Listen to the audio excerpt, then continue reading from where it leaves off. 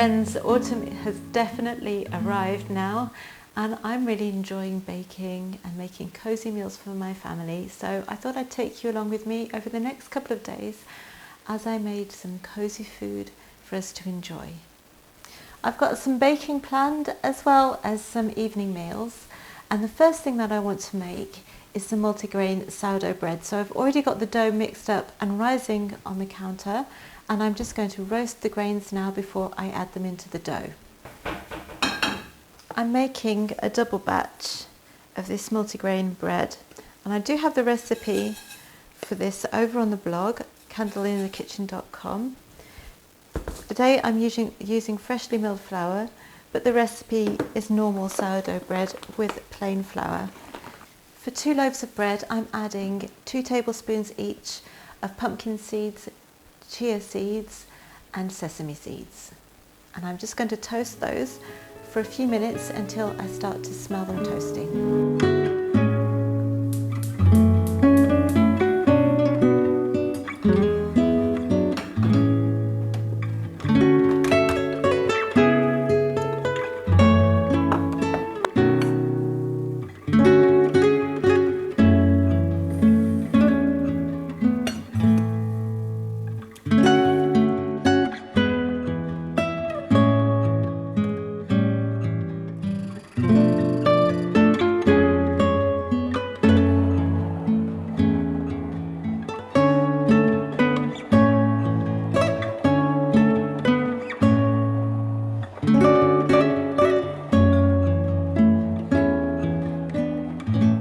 While I'm waiting for the grains to cool down, I'm getting on with some sourdough dumplings, which are going to go in the turkey soup that I'm making later on.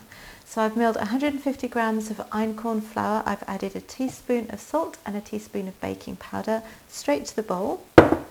Now I'm going to add 50 grams of butter. And in fact, I'm going to use the KitchenAid to do this. It'll be a lot easier.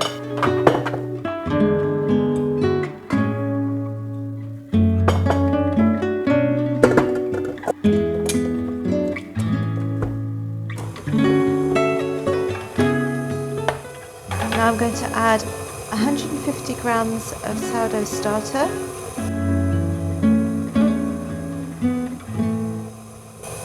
and 1 egg.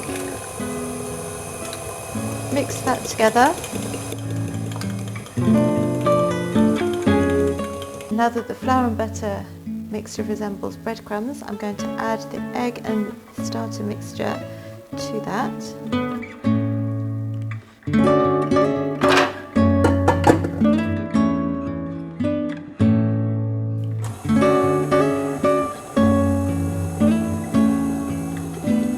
Now I'm just going to let that sit and ferment a little bit while I finish the bread and get on with the soup. This bread has been fermenting on my counter pretty much all morning.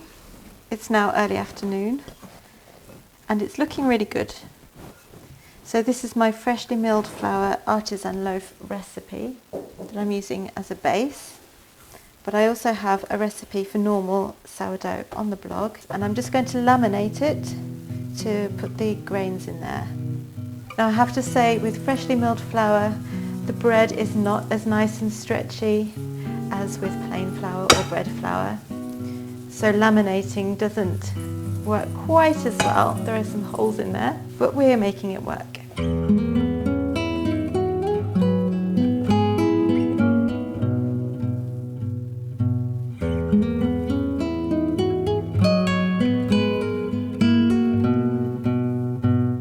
I'm going to put that back in the bowl and do a couple more stretch and folds before the bulk fermentation. Yesterday I roasted a turkey leg and that was absolutely delicious. I'll have to show you that recipe at some point. Anyway, we had some turkey meat left over and I used the bones to make some broth because today I wanted to make some turkey noodle soup. Now, 2 of my boys are sensitive to gluten, which you'll know if you've been following along with me for a while. Even though they can't eat shop bought flour or anything made with plain flour, bread flour, anything like that, they can eat food made with freshly milled flour, which is why I decided to make dumplings today. So I've got the sourdough dumplings fermenting over there on the counter right now, and I'm going to get on with the soup.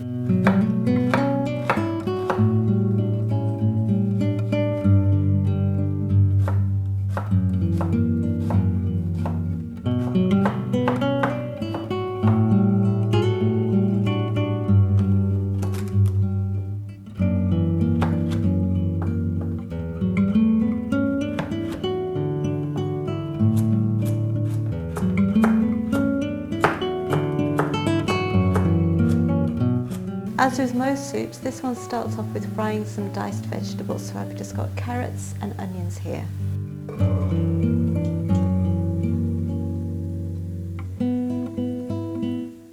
I'll fry these for about 10 minutes.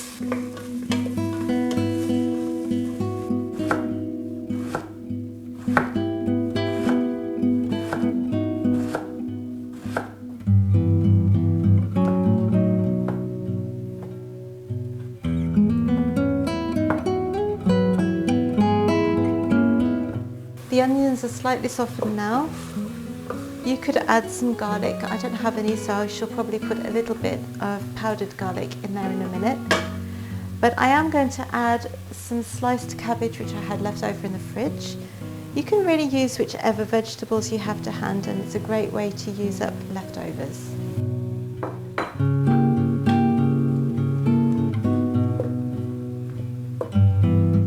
Now I'm going to add the stock so that it just covers the vegetables, because you want this to be a nice hearty soup, almost more like a stew really. I'm going to bring this to the boil and then let it simmer for about 30 minutes or until the vegetables are nice and soft.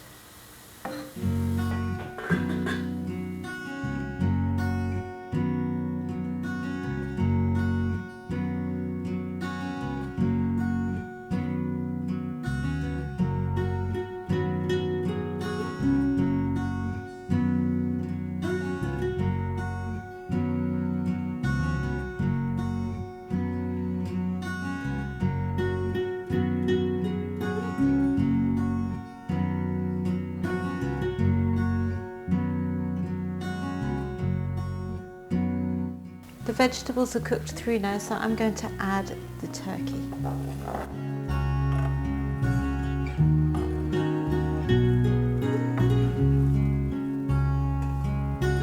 I'm just going to bring this back up to the boil before I add the dumplings. And the dumplings are going to cook for 10 to 12 minutes, so that will be plenty of time for the meat to heat up thoroughly. This is quite a wet dough, so I'm just going to use 2 teaspoons and plop the dough in. It's not going to be perfect rounds, but that's okay.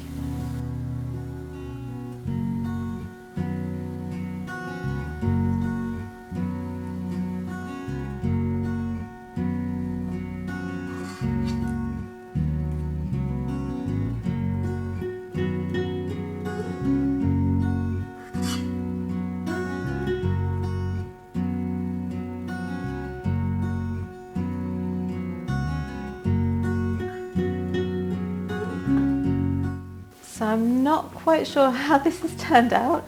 The dumplings don't look like they've held together very well, so I'll have to see what it tastes like.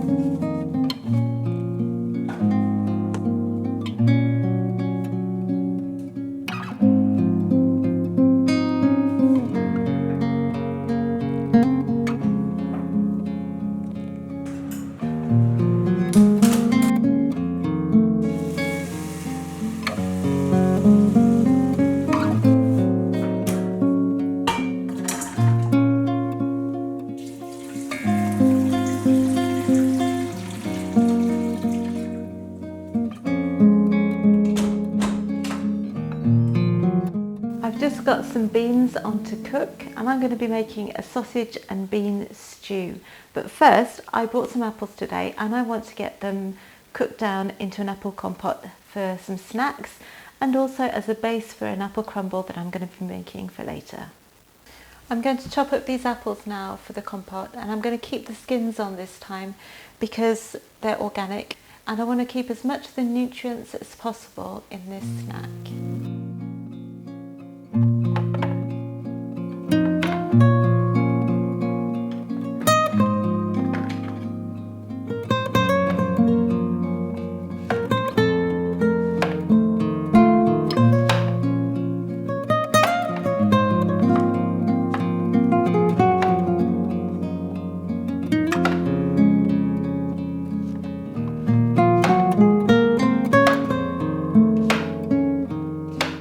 Now I'm going to cook these on a low heat for a good long while. I'm not sure exactly how long, and I'm just going to add a half a cup of water to get them going.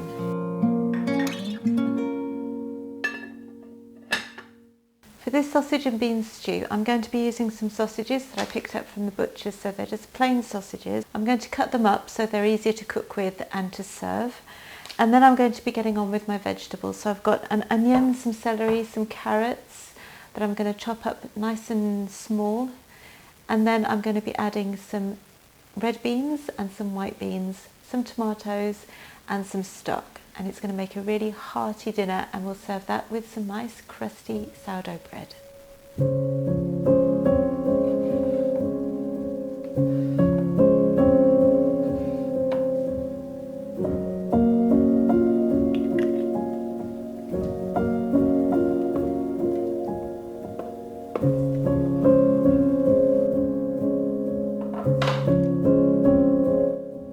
While the sausages are cooking, you can probably hear them in the background, I'm going to get on with the crumble topping for my apple crumble. So I have milled 250 grams of Einkorn flour here.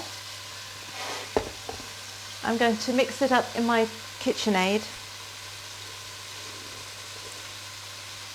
125 grams of butter. A little pinch of salt.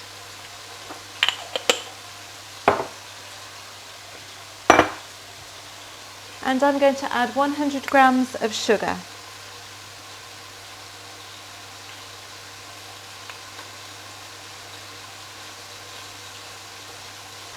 And I'm going to let this mix in the KitchenAid until it resembles breadcrumbs, and it's done.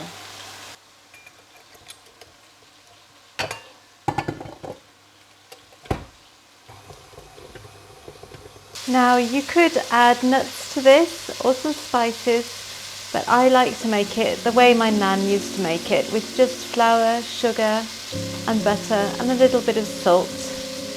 And that's how we're having it tonight.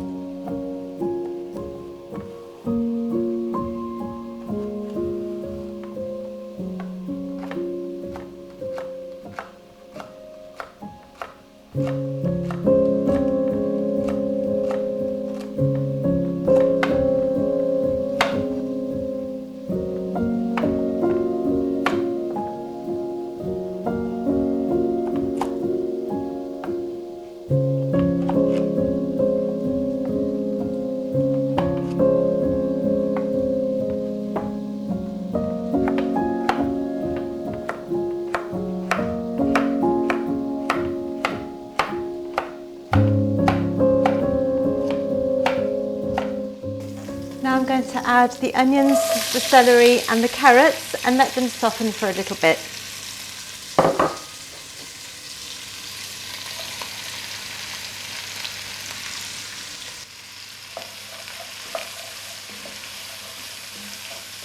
The veggies have been sautéing for about 5 minutes and they're nice and soft. So I'm going to crush in some garlic and then add the rest of the ingredients.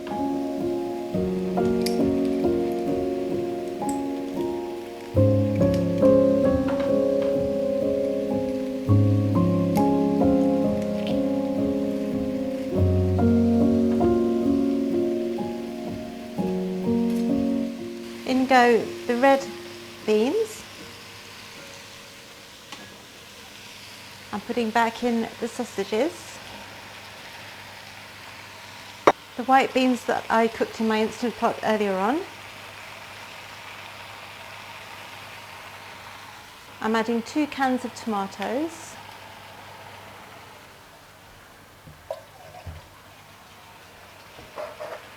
And just swilling them out with a little bit of water.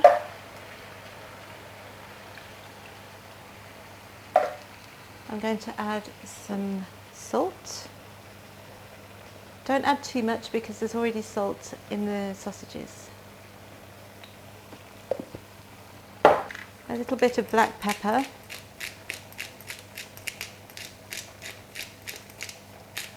Some smoked paprika. And I would also add some cumin, but I don't have any at the moment, so I need to order some more. Give that a good stir.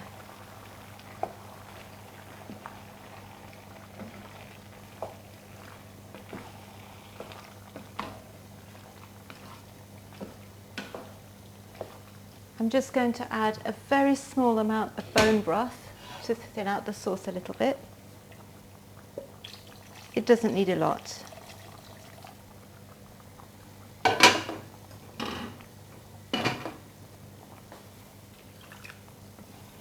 And I'm going to bring it to the boil and put it in the oven at 180 degrees Celsius for 40 minutes.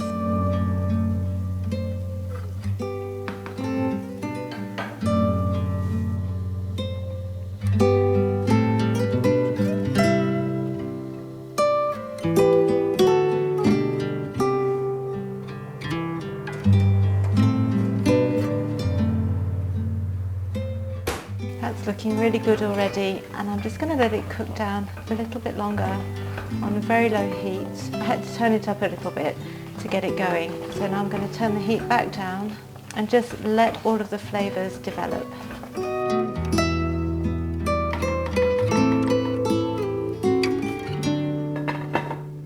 While I'm waiting for the bean stew to cook, I'm going to whip up some sourdough waffles for the children for when they get home from school.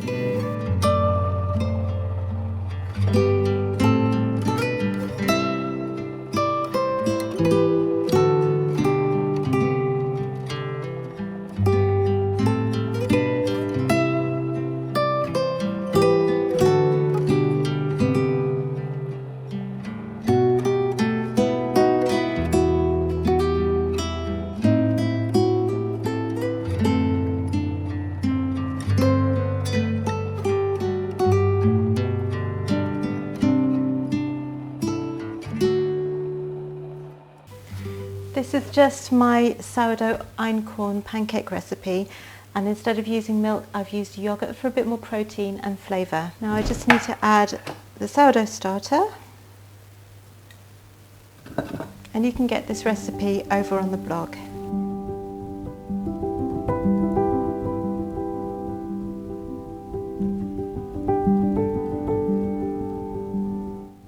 Mix that up and it'll be ready to make the waffles when the kids get back from school.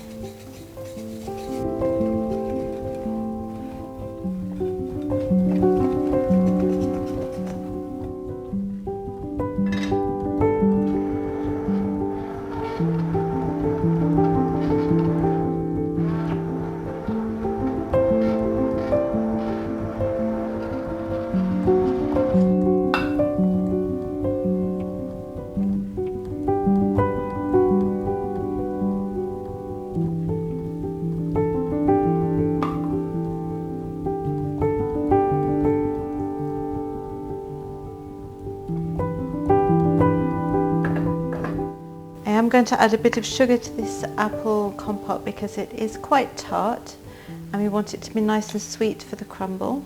You could also add some cinnamon if you wanted to.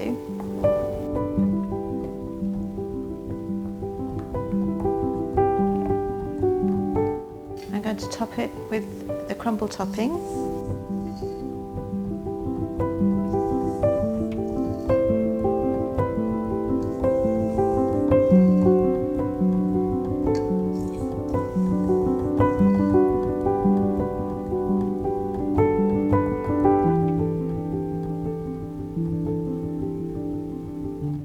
And this will bake in the oven at 180 degrees for 30 minutes.